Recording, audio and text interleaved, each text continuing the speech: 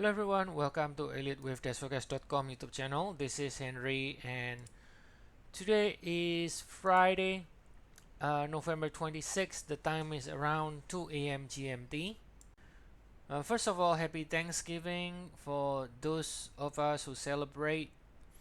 And so the market is quiet here for the remainder of the week due to the extended holiday. And we're going to be looking today at the Dow. This is a Dow futures, so it's still moving, even though it's basically it's a holiday because it's a 24 hours kind of futures. Now we can see right here, 60-minute chart. We can see it ended with 1 in the blue degree intermediate.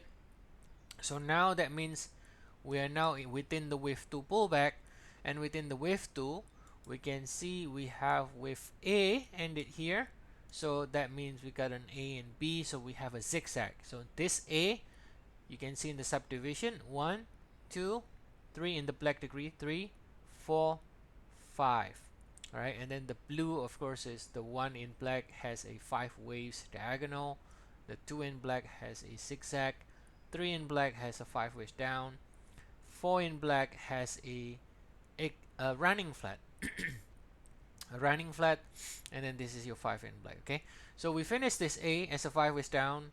We got a 7 swing rally WXY, finish the B, so now ready for more downside in the C leg. Okay, now what this means simply is that we should be looking for the downside as long as we stay below this 36,452. We should be looking for the downside. All right, so let's take a look at a couple of scenarios, options, alternates, and all those things, so that we cover pretty much everything that we need to know. Now, first of all, we have not broken below the A, as you can see here. So what does that mean? That means as an alternate, we could in fact be doing a bigger 7 swing. In other words, this could be your first swing, this could be your second swing, and you get another leg higher to finish the B. But couple of things here that we want to look at, right? So that is basically in the logic behind the view. Now, if you take a look at this rally from A to B, now you notice here, this does not look impulsive. This is the definition of a corrective structure, guys. Very simple, very straightforward corrective structure. Now, this simple structure here, it gives you a lot of information, because that gives you a higher probability. Okay, well, if this is really bullish, this wouldn't have formed a corrective structure, but it did, right? So that tells you most likely you can still see another leg lower, right? And on top of that, this one, it does look like a 5 waves impulse, right? It does look like a 5 waves, more so than this looks like a 5 waves. This one clearly looks corrective. Even the extension is clearly not, there is no extension on the third swing, right? Definition of correction is like 100% extension. So then now we started the C. Now, of course, we can do a bigger correction. Let's say rally again and do a bigger B. But even if that happens, it is still within the corrective pattern, because the first leg here is a corrective pattern. Okay, so now this pullback here looks quite strong so far. I can see an extension here on the third swing, so that tells me that it seems like we have started the next leg down already here. And so I think it's reasonable to say the P is finished. And also usually the P correction in Elliott Wave theory can go back to the wave 4 of the lesser degree within the A, which it did right here.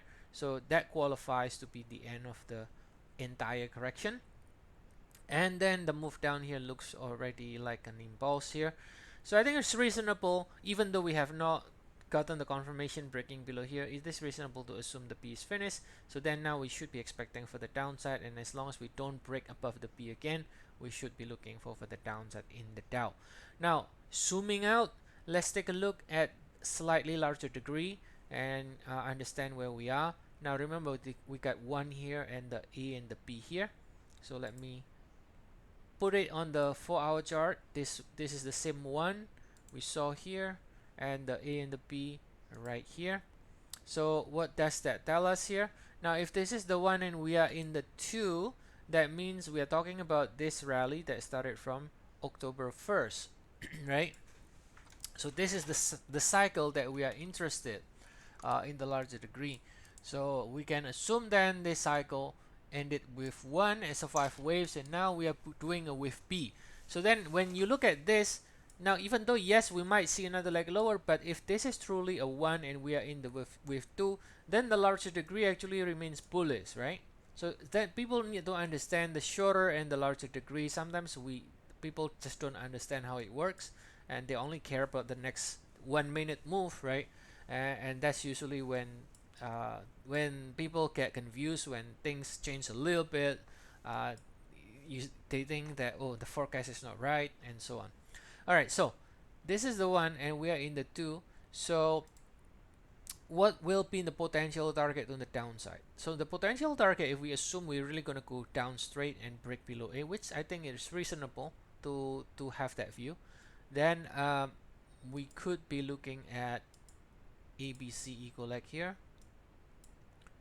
right? So this will be potential target here, 34,840 to all the way to 34,188, and then from there we can potentially end the C and then also end the 2, and then from there we have the chance, if it is still bullish, we have the chance for the index to go higher again, make new all-time high, right? Now any other alternate? Yes, if this is a bigger top, then we place a 1 here. So that means this decline here, instead of an ABC, this could have been a 1, this could have been a 2. Now if this is a 1 and 2, that's a different story. Then the 3, it could be quite long, because that's the definition of 1 to 3 impulse, right? The 3 extends and it can go to 1.618 or even more. So if this is a 1 and 2 and we actually form a larger degree top, then we could in fact be going down as low as this one, 34,188 or even lower, right? But if it is still bullish, which I think is the thing, is you don't want to pick the top. You never want to pick the top, because the probability you get it wrong is 9.5 out of 10, right? So you would rather let the market tells you it is topping rather than you trying to pick the top every single time.